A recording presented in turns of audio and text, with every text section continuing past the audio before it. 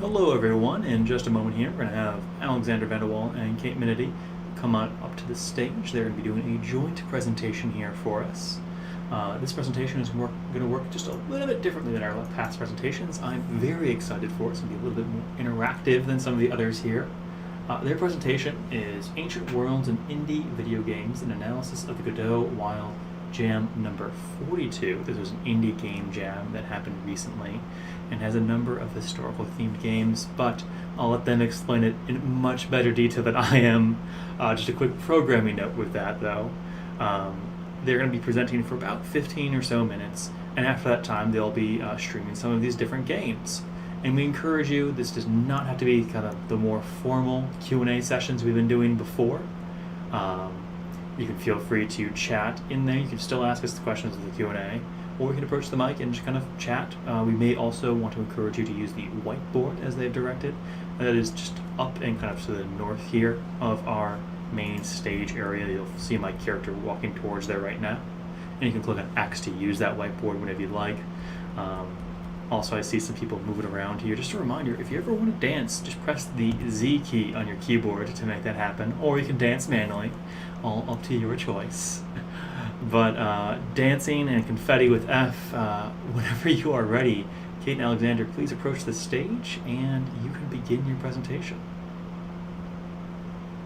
All right. Thank you so much, everyone, for being here. Thank you for the organization for allowing us to speak here and for organizing this very nice conference. I've never been to GatherTown before, so it was the first exploration for me. But I like the platform and I like what it offers. Maybe before we start, we should just introduce ourselves. So maybe Kate, you want to go first? Yes, in my plague doctor mask. Yes, hi everyone. I'm Kate Minniti. I am one half of the SATA live virtual gaming team. I just last month I defended my dissertation at the University of British Columbia, so I'm almost doctor, not quite doctor. And I am on my side. I work with the reception of antiquity and especially ancient Egypt in video games. Yeah, and I'm Alex. I am the other half of the SASA gaming team. I am a PhD student. I work in Belgium at the universities of Antwerp and Ghent, and where I research the characterization of Greek and Roman gods and heroes in video games. I'm also the creator of a database called Python, which houses currently more than, I think, 300 games, information on 300 games set in the ancient Greek and Roman worlds. But today we're going to talk to you about ancient worlds and indie games. And as Dan already said, what we're going to do is I'm going to give a very small, very brief, short presentation. And then afterwards, we're just going to jump in to the games of the game jam, and we can have conversations with everyone, and you can just join in the chat and comment on the games with us. So I'm going to share the screen, which I hope you can all see right now. I can't see anything on GatherTown, so if someone wants to give an audible confirmation that it's visible. 1 second. You're seeing it? Okay, great. Thank you. And I posted the link to Alex's database in the chat. Thank you very much. Maybe also posted the link to our to the live streams. You think so? Yes. Yeah. I should. All right. So we're going to be talking about ancient worlds and indie games. What are indie games? I think most of you will be familiar with the term indie game, short for independent games. Or it refers to the independent game sector, sort of the opposite side of the game industry, in opposition to the commercial game industry or the so-called AAA gaming industry. So the AAA games are the very high-budget commercial Call of Duty, Assassin's Creed, God of War games. The independent game sector are usually much smaller teams, much smaller budgets, and they create different types of games. To define indie games is pretty hard, as scholarship has pointed out. Like, there's no clear-cut definition for what an indie game is, what independent really means. For example, I've had conversations with people who don't consider Hades to be an indie game anymore. I would still think it is an indie game, but it is a game that, even though it was relatively financially independent. It did receive a lot of marketing, a lot of uh, uh, visibility in the game community, in the game industry. So rather than, I think, trying to propose a clear-cut single sentence definition for what an indie game is, I think we should look at indie games as a sort of spectrum, with, for example, Hades on the one hand of that spectrum, the indie games with a lot of publicity, a lot of visibility in the game community, and at the other end is the type of games that we're going to be discussing today, the so-called itch.io games.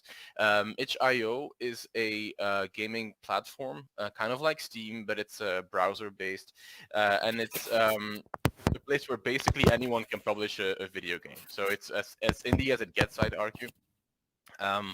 It's also a platform where most games are free, or you can buy them for a single dollar, a symbolic dollar, or you can choose to pay as much as you would like for a game rather than paying a fixed price in order to support the game designers. And these game designers... You can also get some really cool bundles on itch.io. Yeah.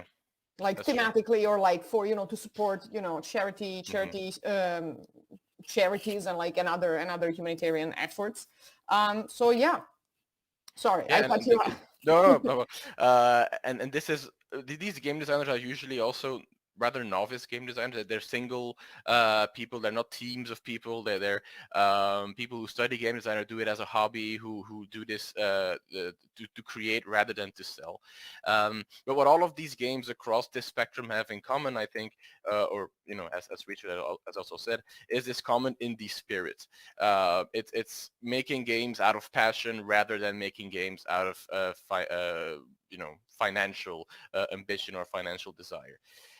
What are some characteristics of indie games? Again, this is not an exhaustive list, just some salient aspects of what indie games are. There's this strive towards authenticity in opposition with the AAA or the blockbuster games. Indie games criticize the AAA industry for being sellout, to be only engaging with financial matters, with money. They want their games to be authentic, to be genuine, to have a soul, they say.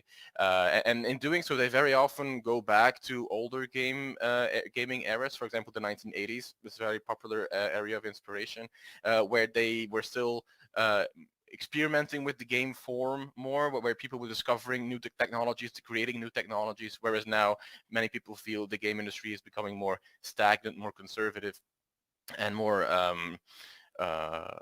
less interested in taking risks, for example. And we also see this in the aesthetics that these games employ. The great video game scholar Jesper Juhl has drawn attention to this sort of independent style of games, which uses contemporary technology to emulate low-tech and usually cheap graphical materials and visual styles, signaling that a game with this style is more immediate, authentic, and honest than our big budget titles with high-end three-dimensional graphics. What these games very often do is they don't go for the photorealistic 3D environment that, for example, Assassin's Creed or Elder Scrolls or Call of Duty strives towards. They, as you can see here, they create games with more low-tech, cheap graphical materials and visual styles. For example, the 8-bit or the 16-bit recreation of games. Or this is a Cuphead, which looks like a 20th century cartoon character, which are, of course, not things you'd find in the more visually realistic AAA industry. Likewise, they often feature gameplay that reflects on or subverts or criticizes conventional game mechanics. They want to experiment with what games can do, or they think, or they provide answers to problems or solutions to problems found in the blockbuster game industry. For example, these games are very often shorter than the AAA games. They don't contain filler or content that is superfluous, but only serves to have the player spend more time in the game or spend more money on the game. We can also refer to the walking simulator genre, So that's a genre of games where basically all you do is walk. Walking is the only action, the only mechanic. They don't feature violence. They don't feature heavy spectacle. They don't feature epic bloody scenes, for example. They criticize these mechanics and they subvert them by having players walk and have a perhaps more profound emotional experience in game. And finally, I think the form of these games is invariably linked to their production and distribution. The way that these games have very low budget or often no budget at all has severe consequences for what these games look like. For example, the 8-bit style or the usually cheap graphical materials and visual styles, then not just an aesthetical decision, but also, of course, a consequence of financial matters. A Also, necessity. necessity, yeah. They don't strive towards the fidelity of an Assassin's Creed because they just can't do it. Also, they're free from the AAA market concerns, which means they're able to experiment more. They don't have to worry about their game failing because they have no budget. They give it away for free on itch.io, for example. So these are more passion projects than financial or commercial products.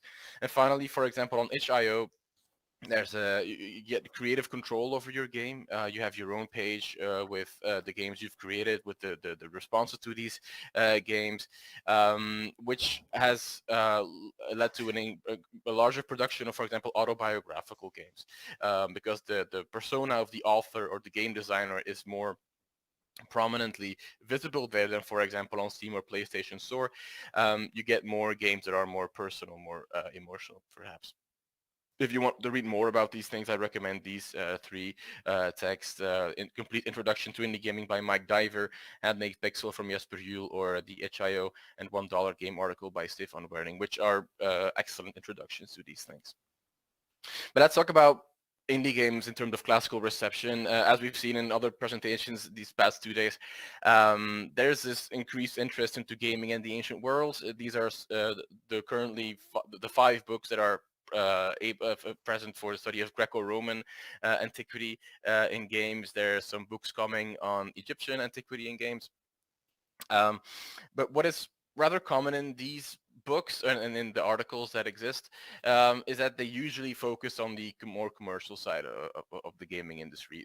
Of course, there are texts on Hades, on Apotheon, on Oculus, on the Forgotten City, but scholars like Ross Clare, Jeremiah McCall, or Esther Wright have remarked that the bulk of the analysis currently focus on Assassin's Creed, on Civilization. I think we could also add Total War or God of War.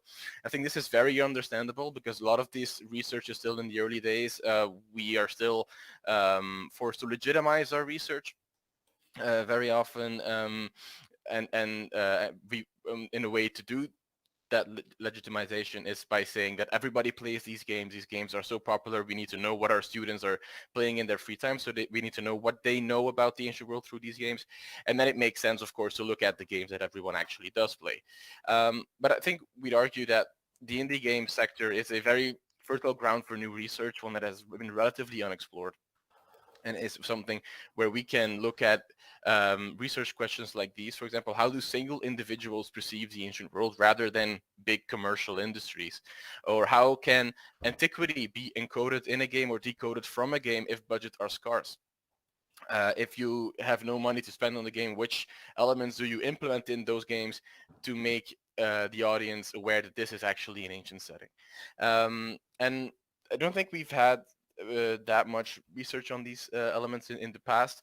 There are some equivalents in other fields. For example, a paper by Amanda Potter on mythological fan fiction, which she says is written by the people for the people rather than being written by a professional writer for profit. And I think what we're looking at today is similar in that regard.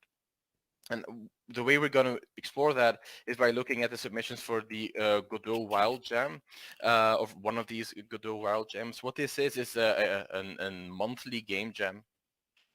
So a game jam, for those of you who are unaware with the term of the term, game jam is a set period of time during which you basically have to create a game from scratch according to specific rules or specific theme. And at the end of the jam, most often a winner is declared. The Godot Wild Jam, it takes 9 days, which is rather long for a game jam. There's usually, I mean, there's very often there's jams that take like 24 hours or 48 hours, but the creators of this jam explicitly say that they don't want crunch. They don't want people foregoing sleep or not eating or not sleeping or exercising, for example. They want these they want a better work environment for their jam. They don't want crunch. And so the jam was created in 2018 by Kathy Baker, who is a game designer and an educator. And the name of the jam does not refer to Samuel Beckett. Instead, it refers to the Godot game engine. So all of these games that are submitted have to be created in this single game engine. So there's a couple of rules for this jam. They're not, I mean, very important to our purposes today, but for example, you can only create games in the game jam. You can only send it to our jam. We don't tolerate racism, sexism, discrimination, and so on. What is more important for our purposes today, I think, is the way these games are judged. They're judged on theme, fun, controls, graphics, audio, accessibility, and originality. So the way in which the game actually works, the way in which it has been given form, or the way it plays, the way they handle the theme of the jam, those are all important aspects of any submission. So for the jam of February 2022, the theme was ancient. And that's why we're looking into it today. So all of the contributors had to create a game according to this theme of ancient. And for every jam that they do, there are also 3 wildcards. These are optional challenges that they include for any game designer if they want to challenge themselves a little bit more. And for this jam, the 3 wildcards were Heavy Lies the Crown, so make the player face an uncomfortable decision. Gotta Go Fast, include a speed run timer, and Mom, I'm on TV, shoehorn in developer cameos. So like I said, these are optional challenges. The game designers were not forced to include any of these, but if they were able to, then they were the better for it. And so just before we're gonna be playing these games, just a short overview of the type of games there were 61 submissions for this game jam. And if you look at the distribution of these games, and you'll notice that the numbers here don't add up to an even 61 because there was some overlap. There was a variety of ancient worlds that was represented. Greece, Rome, Egypt, Scandinavia, Mesoamerica, prehistory and dinosaurs, Japan, Mesopotamia, and China. Then there are some games that I've dubbed archaeology between apostrophes because they obviously don't really include actual archaeology. It's Indiana Jones type of archaeology that they show. And then there's a series of games that I classify as other, for example, games that are set in a more generic ancient setting, or games that treat ancient, who embed the ancient theme in a more science fiction setting, or in space, for example, which without any real, any reference to any real ancient worlds. So for example, what we see here, that there's a high concentration of games set in ancient Egypt. That was actually the highest of any game setting here. Mesoamerica was also rather high. Noteworthy, the games that, I mean, the setting that we most usually find in AAA games, the Greece, Rome, and Scandinavia, so the ancient, the Vikings, were rather low in representation. Japan and China was each had 1 game, and Mesopotamia had 3. So, for example, there were a lot of games that had archaeology overlapping with other ancient settings, but usually almost exclusively so with Egypt. So apparently Egypt is not only thought of as the ancient place itself, but also as an ancient place explored and uncovered and studied by modern archaeologists or Indiana Jones archaeologists. And in terms of genre, for example, the highest genres that were the genre that was represented the most was the action and or adventure genre, which I'd argue is a rather common form or conventional form of games altogether. So its high place is maybe explained by that. Platformers, but also pretty common. So I think that is because platformers are more easy to program. You have to program only a couple of functions, for example, jumping. But also you had the speedrun wildcard, and platformers go well with any type of speedrun or time indication in your game. With a couple of puzzle games and a couple of shooters, which you don't often find in ancient world settings, shooting games. But of course, when you have the Indiana Jones archaeology inspiration, then the shooter becomes more prominent. So yeah, that was our short presentation. I think we can start jumping into the games now. So I'll stop sharing this screen and I'll start sharing my entire screen. So like we said, if you have anything to add or to say about these games that are I mean, as we're playing them, please join in the chat, or you can come up to the mic and we can hear about your thoughts or comments about these games. So I'll have the I'll start with the games now. I don't know if you have any comments or questions already, but as I'm sharing this. There is one comment that says there may be a barrier of entry to heritage-style gems using a specific engine. An archaeologist might know Acadia, but will that same archaeologist know C or C++ or GDScript? If archaeologists are to create meaningful games for distribution, we need to either foster partnerships with people who code, or we need to improve code literacy for archaeologists. Yes. Yeah, absolutely. That is one of the things that we were going to say during this presentation. Yeah, it's one of our points. It's one of our points, because as you'll see, so I hope you can see the screen now. These are the games that are represented. I'll briefly scroll through them. In order to evoke antiquity in these games, they very often resort to the most common visual indicators of ancient worlds. And I think that increased conversation with a scholarly community could could diversify the elements that we see in these games. So yeah, we're basically free to play any of these that we want.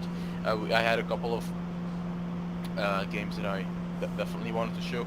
Maybe I can show this one first, because this one shows multiple ancient worlds. It's called Race of the Ages. I hope you can see the screen, everyone. So if anyone can confirm that real quick. Okay, great. So. Okay, so ancient Egypt 5,000 years ago. Okay.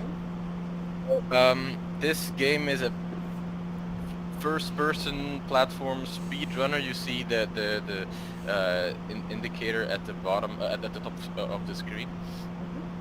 I think. All right, that's basically it. So we are in ancient Egypt. We have to. Are we inside the pyramid?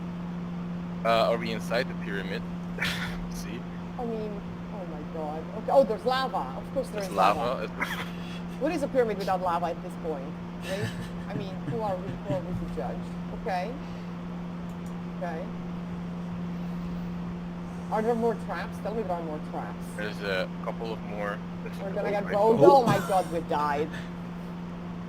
The one that I've made it this far without dying, to be honest. Okay. Well, I mean, we are already in a tomb, so if we die, That's okay, true. right? It's the right place to be. I mean, I can't think of a better place. Oh. So now we see where we are. Okay, okay. We're indeed inside the pyramid.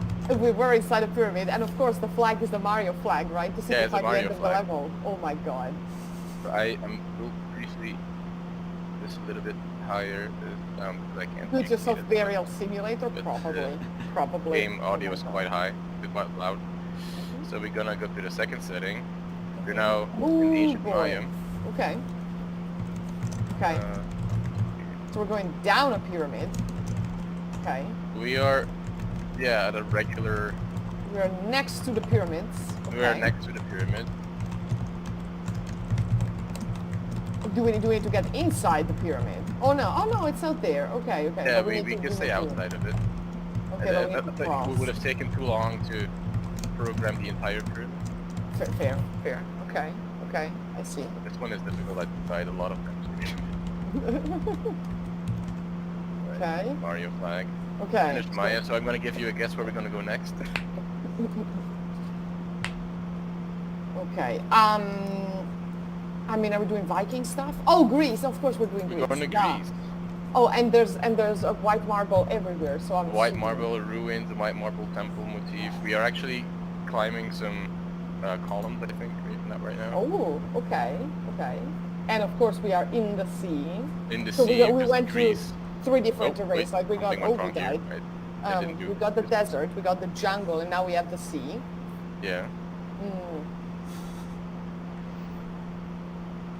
This is the game that had the most amount of different ancient worlds represented. That's why first. Okay.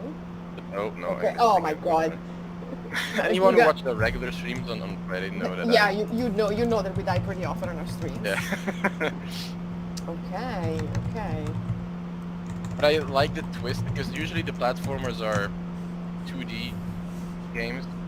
Yeah, this one is This in, one is in 3D, so it's kind of different. Oh yeah. Oh boy. Right. Oh we boy. made it. Okay, that's good. We are inside the ruins now. Of course, we are inside the ruins. There is a very Greek temple. Okay, finish Greece. Are we gonna see Rome? Are we gonna be in the Colosseum? You called it. I mean, I am a seer after all, right? Or an archaeologist, or both. Who knows? Ooh, wait, there's more environment in Rome. Look at that. There's some architecture here. Ooh, there's arches. Okay. And something. There's Okay. swords. I'm not mad at this one actually. I dig it. Pun intended. I don't dig no, it. I don't dig Roman stuff. Oop, we died.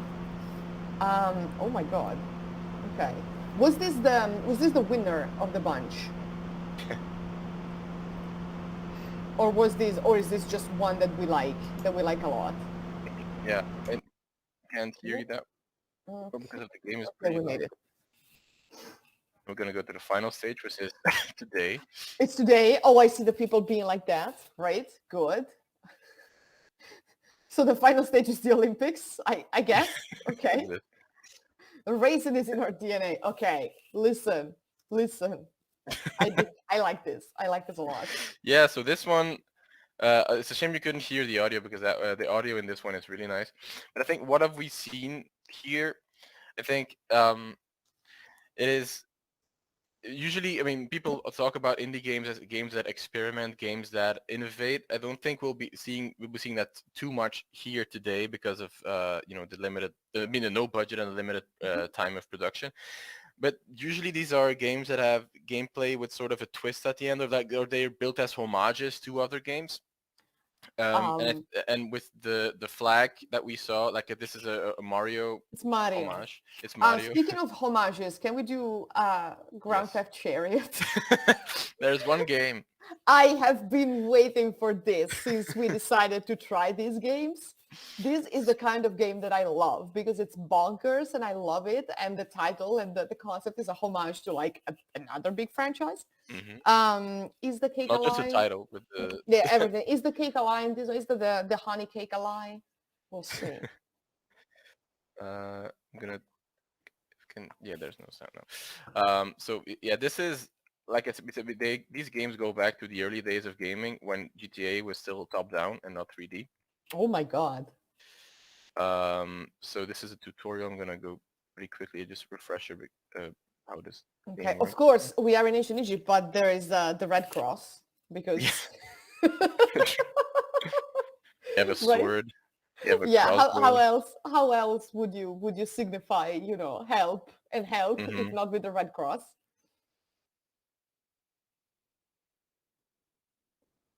Okay. Firing lasers. Okay, I love it. I haven't found how to fire the lasers, but we haven't found lasers. That's sad. We need more. We need more lasers. So there's enemies as well. They're all clad in red, and I mean it's an easy way to represent enemies in a game. But I think on the store page of this, it is mentioned that they are centurions. Oh. And so you kill them, but then in pure GTA fashion, you get notoriety, and you have to. Oh, okay. So you, yeah. Well, it makes sense. I mean, you're killing people around. Oh, I see pyramids. Okay. Yeah. And what do you think we're gonna do with the pyramid? I mean, are we gonna get inside the pyramid? We're gonna climb it? We're gonna interact with it, but basically it's looting the pyramid. Oh my God, we're gonna loot the That's pyramid. the I mean, only I get way it. I get it. popular culture represents. I get it. Yeah, right. You think There's it's a by py- looting. I mean, I'm not really angry at that because the pyramids were looted in antiquity because Mhm. they're just so big and people are like, well, clearly there's something in there, so might as well loot it. So that I would say that's historically accurate. And now we finally got the chariot. Oh my God. Yes. It is sadly accurate, but then again, you make a giant tomb.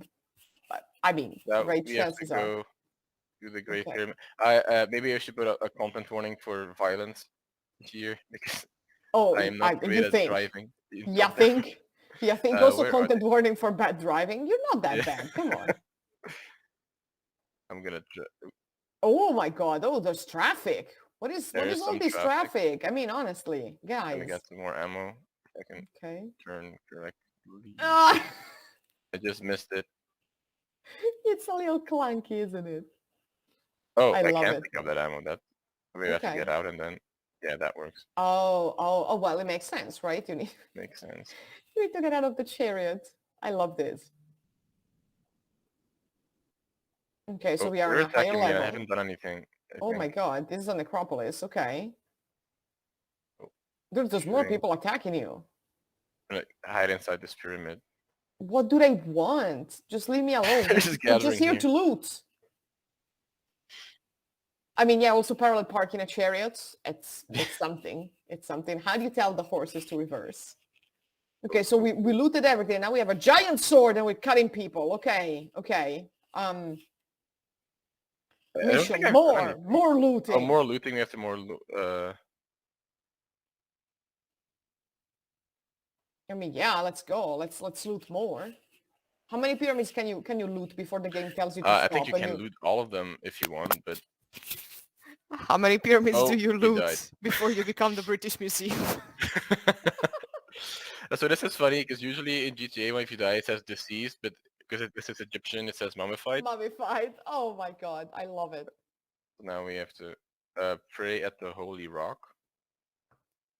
Oh, is it the Sphinx or is it just a rock? It's just a rock. Okay. Just a rock, yeah. I mean, I think with these games, like we tend to think about historical games in terms of their accuracy, their fidelity to historical records, stuff like that. I think we need to adjust that kind of thinking here because they usually don't have access to all of that, as we'll see with a later Egyptian example of a game that really doesn't follow historical record but rather popular culture. And we just got 2 stars from just praying at the rock, so I'm not sure. okay. Oh, We we're have to gonna loot the loot Pharaoh's house. Loot the Pharaoh's house, but I have to find a Pharaoh's chariot. house. Who's Pharaoh? Do you know her? I don't know her. The Pharaoh does not have a... Pharaoh doesn't have a name, but does have a house that we need to Also, loot. it should be Pharaoh, Yeah, not Pharaoh. it should be. It should be. But But that's also meta funny because Pharaoh means big house, like it means large palace, like which is where we get the word Pharaoh from, actually means the large house, like the palace. So yeah. So we are looting the palace's palace. we are here, we're looting it. We are meta looting. You know? So like thinking about which are the elements that make this game Egypt. Because the houses that we saw Those are like Egyptian. Middle East, like Near Eastern houses that are really there. But we got the sand, we got the pyramids. We have to kill the Pharaoh. We have to kill Pharaoh. Okay. We got blocks. We got the famous Egyptian Red Cross. I mean, back in the days. Where is Pharaoh? Oh, is that Pharaoh? He's in pink. Yeah, in pink. Oh, he's fancy. Pretty avid with those. Oh, Pharaoh. he killed us. Wow. I could try again. I'm not surprised that Pharaoh killed us. Killing enemies is one of the jobs of Pharaoh. So, and trampling the 9 bows. So I'm not surprised that they would do that. Let's try again. Maybe I can just use a chariot. Can you run him over? I can. We do not endorse Doesn't- running No, over your... yeah. Oh, yeah, we do not, you crazy sob. Steal the pimped out chariot. Now this has become Pimp My Ride, and it's Pimp My Chariot. Incredible, incredible. Is his chariot the one that was there where we killed him? That's the one that I killed him with. Oh, okay. Where is this chariot? Yeah, it's Oh, somewhere there's here. yeah, okay. There's an arrow. Okay, But okay. we might die before we reach it. How are we dying? There's nothing that is happening to us. But I mean, we have 5 stars, so people are attacking us if they. Oh. Well, Oh, then. I don't know how that. We crashed. Oh, I shouldn't have done that. I'm confused by the tents. Yeah. Is it because those are pyramid-like tents? Yeah, I understand that everyone's looking for us. We killed their king by running him over. So I would, I would also be cross if someone did that. Red cross. Oh my god, that would be red cross. Did you just have a collision with another chariot, sir? I might have. You might have. What is going on with all this I'm gaming and blood? driving at the same Don't time. game and drive at the same time. Triangle sold the tents, pyramids. Well, yeah. Get out of here. Okay, let's go. Oh. No. I think we're supposed to be going down. I can't see because of down. Yeah. share screen indicate. Oh yeah, now I see it. Yeah. Okay. Triangle tents, pyramids. What's the difference? It's triangular yellow things, right? Right. I like that we're running away of running everyone over. Oh no! Oh no! Oh my! Oh no! Wait! We won. We did win. Okay, verily you have won. Okay. Yeah. Listen, these people did their job. These people did their job. Because if you read old translations of hieroglyph things, you're like, verily? And you're like, who says verily anymore? These people, apparently. Love it. Love it. And so for every one of these games, there's comments of other game designers, or there's people from the game jam who comment, who provides feedback. And so this is from what I've seen, a very tight community of game designers who they have their own Discord server, which you can join if you want to know more about this, and they share. And then so every game jam there's a winner that's proclaimed, and you can see the scores that they have for each and every one of these games. This one was ranked 10 out of 61, which was pretty good.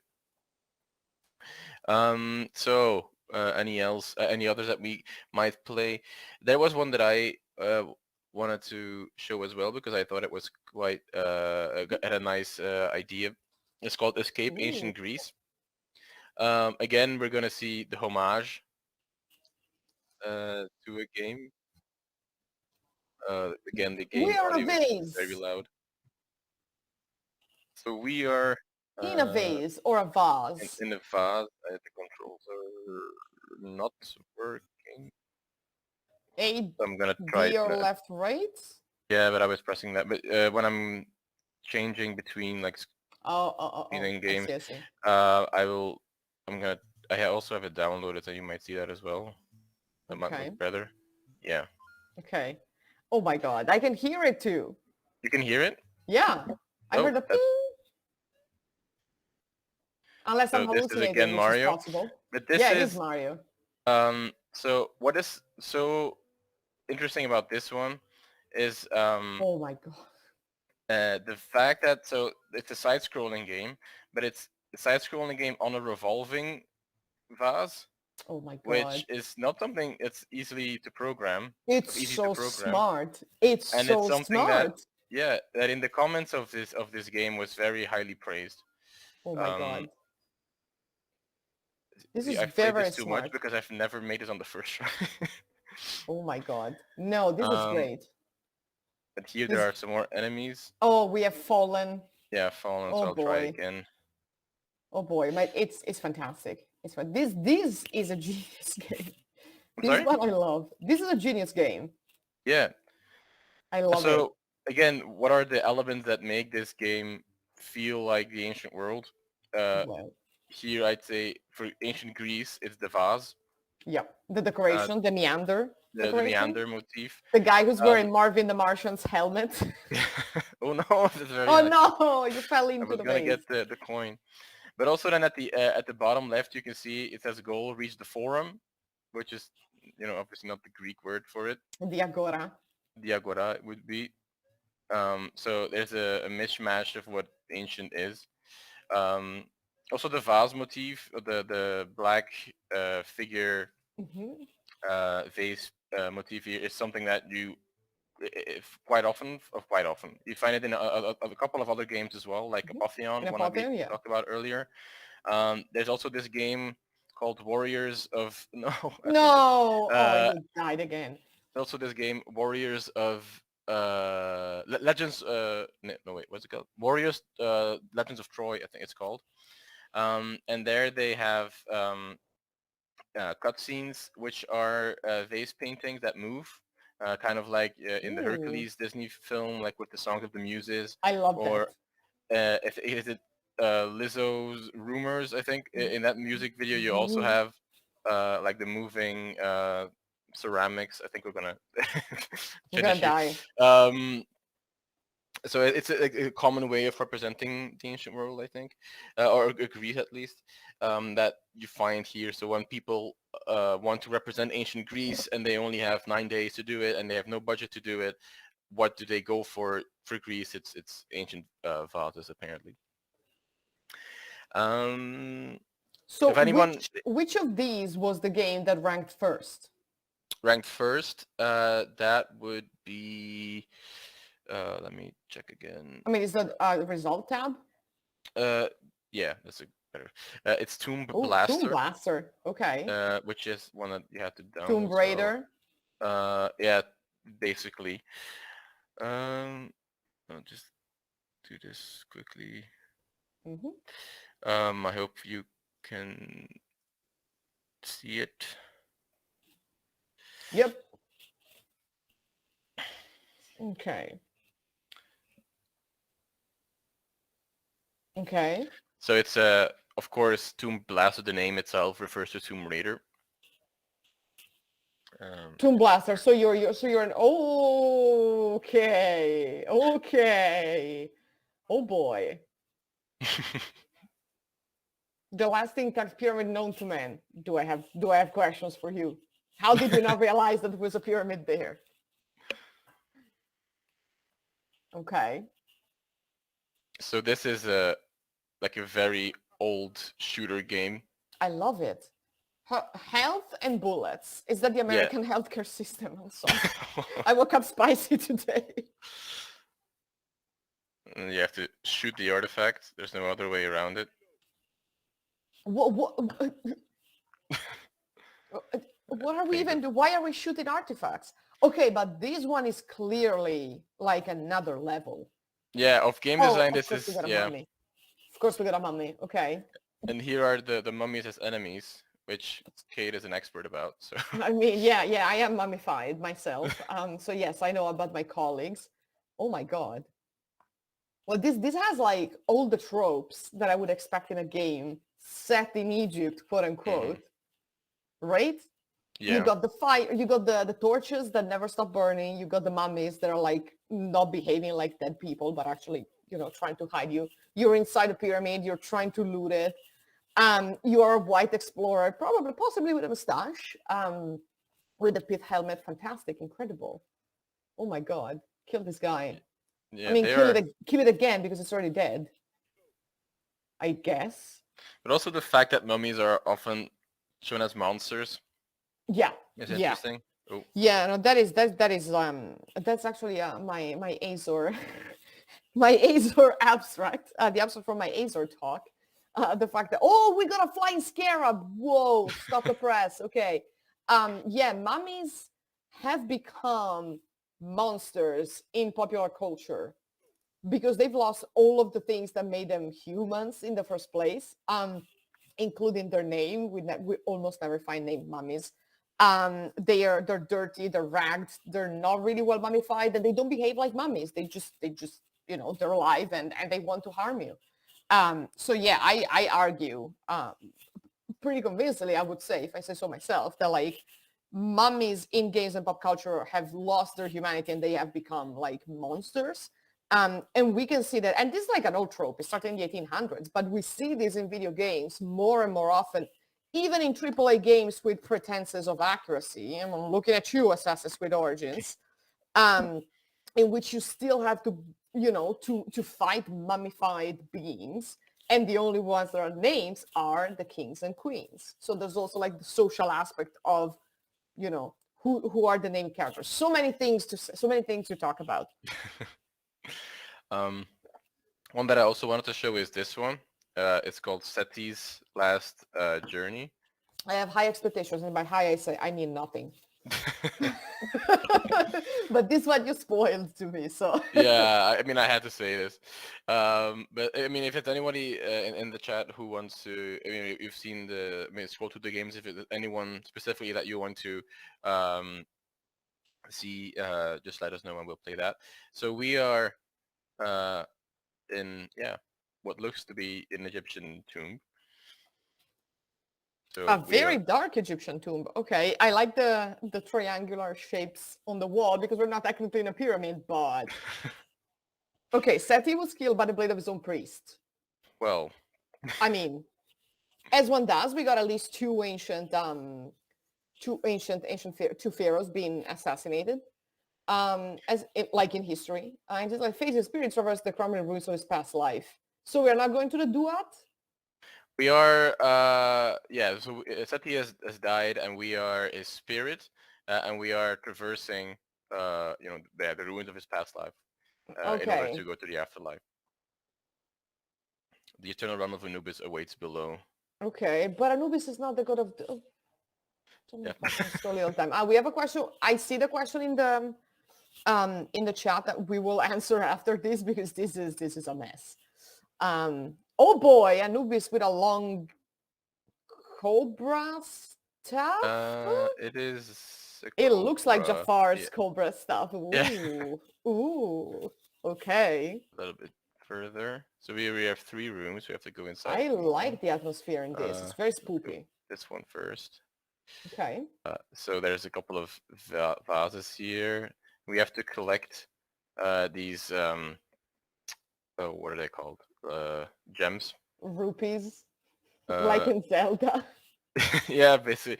But also quite interesting, usually in games, if you see vases like this, there's only one thing you can do with them, and you just smash them. I was thinking about that, and then I realized I have been conditioned to think about smashing vases in games. I would never do it in real life. So here's a war. Okay, so he was training close combat and war tactics. Yeah. None of which offered any help in the moment of betrayal. I mean, if you're asleep, right? Sapphires from Sethos Empire brought him unfathomable riches. Who is Sethos? It's the Greek name for Seti, I think. Right, but like, is it? We're opening a secret door. Okay, yes. Okay. Let's go. Going to the next stage. Okay, the next stage of the Duat. So this would be an example of a walking simulator game. So there's no action, no combat. You only walk and you interact. And I like this. So it's press E to build. Oh my God. Okay, a large pyramid complex. Okay, but these people know what a pyramid, because that's, why the obelisk? Okay, I was about to say they did their homework. Kind of. And the marriage to his wife, Anksudamun, took place there. Wouldn't it be romantic if we got married in my tomb? I mean... Yeah, true.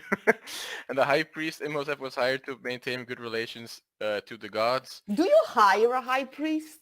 That's a good question. Do you send a job application? Where do I send the job application to become the high priest? So if any of this sounds familiar, Seti killed, married to Anksudamun, who had a relationship with the priest Imhotep. It's not... I mean... It might sound familiar because... It sounds familiar because it's the mummy, It's the plot of the Mummy one. So...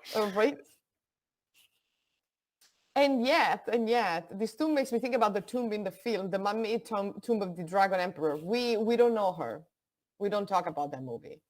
That was a very yellow Anubis. Wait, what? Whoa. There was a hole in the ground that we He fell was through. yellow. Okay, good. I didn't want to see that Anubis up close. No offense to canines All of in all, any like species. in technological terms, like this is pretty, This is nice like, in 9 days. it's really good. It's really good. Like the corridors are really nice. So here there's a Ooh. red sapphire with a sword stabbed through it. What happens Pull if we out the sword. pull the sword? He was paralyzed when he discovered the secret relationship between his wife and the priest. I mean, in the heat of a moment, the high priest stabbed the pharaoh with his own sword. I mean, who amongst us? Wait, is this broken? It should. The red ruby. Okay, now it works. Oh, there you go. Who amongst us hasn't stabbed someone with their own sword? I mean, it happens to the best of us, okay? Is this where you announce, Kate, that you're actually? Am I announcing that I killed someone? I would never say anything of the sort without my lawyer being present in the chat.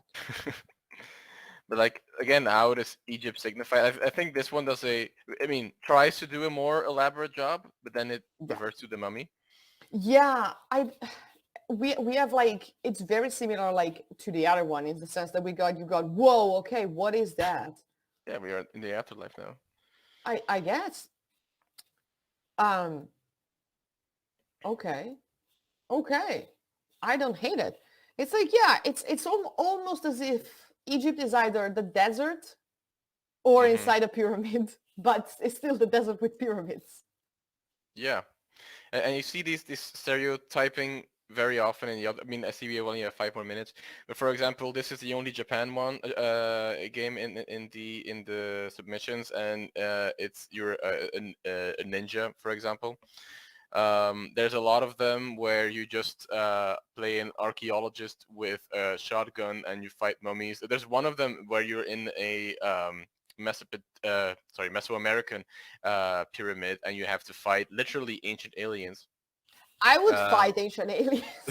Like the TV show, I would fight that program. There's one on the Chinese wall, which was more technologically interesting. I don't know if you want to use the whiteboard to write some of these things down or where people can add stuff. 1 second. How do we use the whiteboard? You're asking a lot of me. I'm share. old. I'm an old woman. So the whiteboard is, but I don't know if you go there, if people can still hear us because it's I'm trying to figure out. Okay, yeah.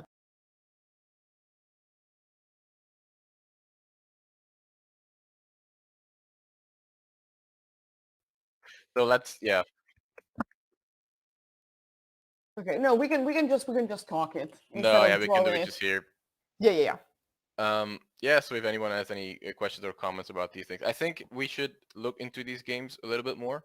There's research that says that these games are more interesting because of their quantity rather than their quality. And to some point I agree with it, but otherwise we should also look at these games from a more, qualitative perspective.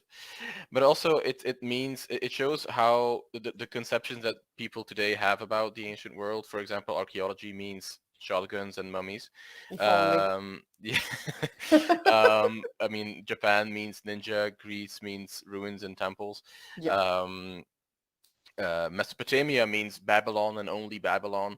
So I think if we were able to engage with these designers more and to join these communities and talk with them more, I think we also saw that in Karakuni's presentation yesterday.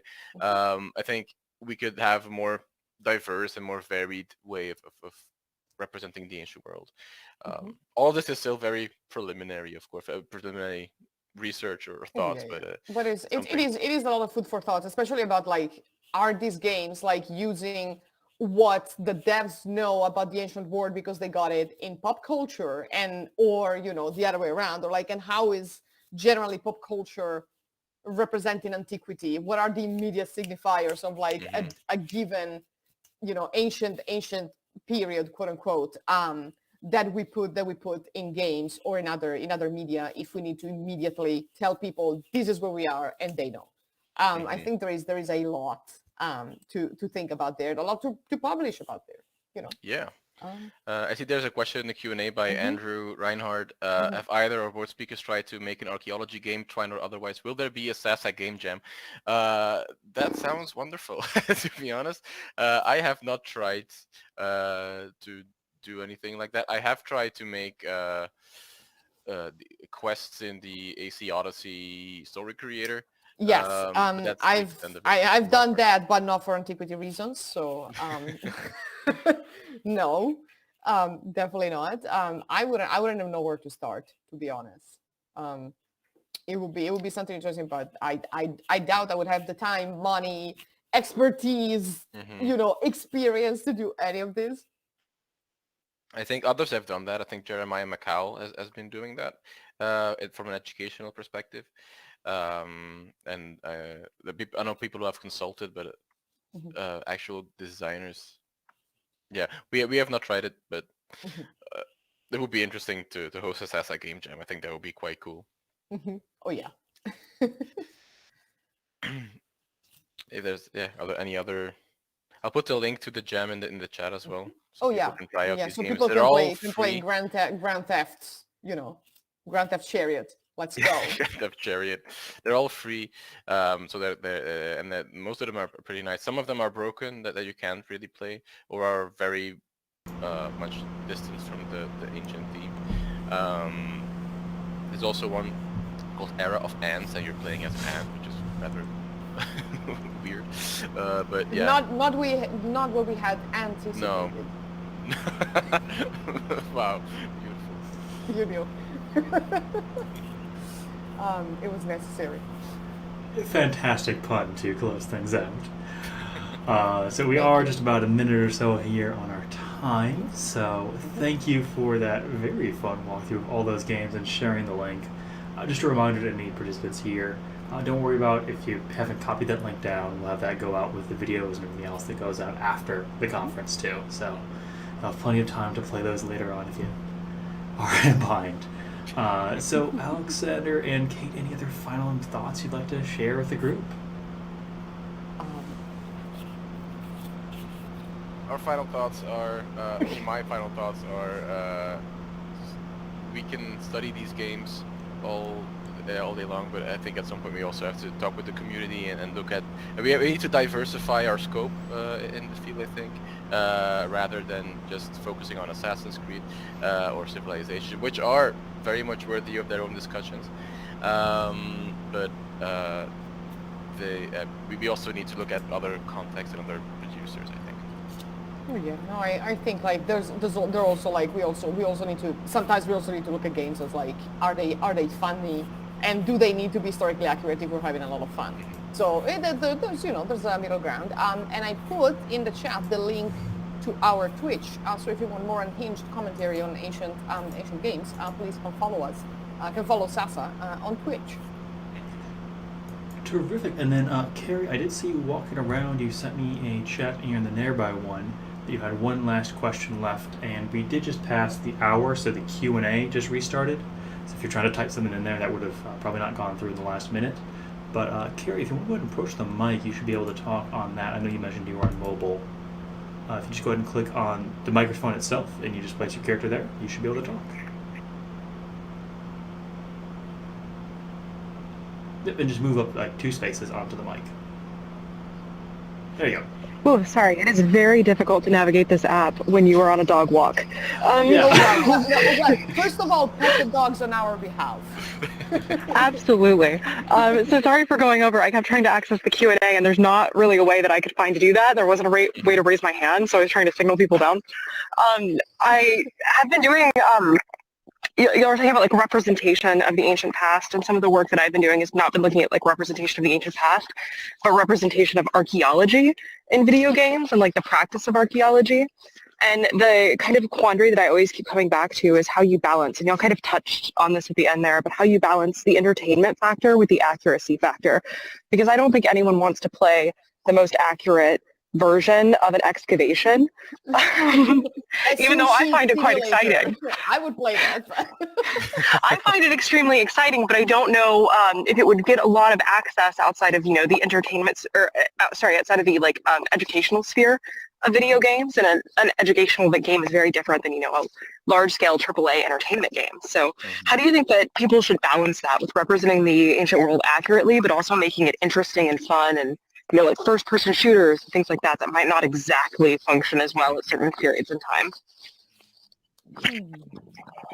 Well, yeah, if I can maybe go first. I think, Go. first of all, accuracy, I have a very love and hate relationship with it. At one point, of course, when you're representing the ancient world, I think there's, from a scholarly perspective, like being accurate is important. Otherwise, I mean, on the other hand, accuracy is impossible. It's impossible to fully be accurate, and at some point you have to make compromises as a game designer.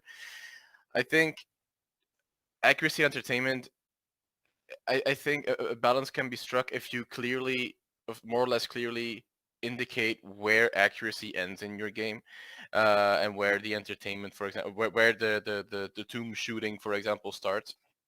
If you have a game, for example, an archaeology game where you go to an ancient site and you do the archaeology stuff, and then afterwards, for example, you have the more AAA entertainment things, and if you can sort of combine those, I think that would be very nice. But also, like, I think it was Andrew Reinhardt yesterday who talked about Heaven's Vault. That's a game that's what I was wanting to say. Yeah. That's what I wanted to say. I was like, that is like a good balance. That does accuracy entertainment so well. Of course, it's a different type of entertainment than the Call of Duty entertainment. I don't think the two of those will always be at odds, because accuracy would lead to increased realism, and more increased realism does not necessarily mean more entertainment. Look at Red Dead Redemption 2, for example. It was criticized for being too realistic. You had to do work inside the game rather than just playing for fun. But I think a balance can be struck if you contextualize it within the scope of your simulation, I think. But of course, like I said, I'm not a game designer. I have no experience with this, so I can only speak about it from an academic perspective. Yeah, no, I agree. I'm like less of a gamer than you are. I just open my mouth much more to speak about things. I don't know. No, I think like a good balance is like what Heaven's Vault did, but it also probably worked because it's not steeped in reality, right? You got a flying ships, and you got ancient civilizations and alien civilizations and everything else. I think like if we want games that are extremely accurate, then we're going to resign ourselves to just have the nerds play them. AAAs need to sell, and accuracy doesn't sell because the ancient world is boring or too violent to be profitable, right? Because that's the other thing. When you have AAA games that, that like claim to represent the ancient world as it was, it's always sanitized, right? It's never, you never see the worst parts of it, and if you do, then you need to up the rating, and then you can't sell it as much as you want. So there is also that. It's like, I think it's if AAA games wanted to do something that is extremely accurate, then they could not sell it to everyone, and they would take a financial hit, right? And like even not just the violence, but also like every social issue that we get into with antiquity, right?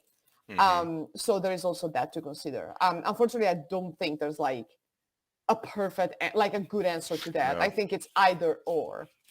There are good examples of like something that is kind of both, like Heaven's Vault, but ultimately I don't have a lot of hope for that. But I would play Archaeology Simulator. If I can add one more thing to that there's also this idea of selective authenticity in games. For example, something like God of War Ragnarok or God of War 2018, it is by no means accurate, of course. It is impossible to be accurate, but it does include many things that are factually or correct or reference ancient sources, for example.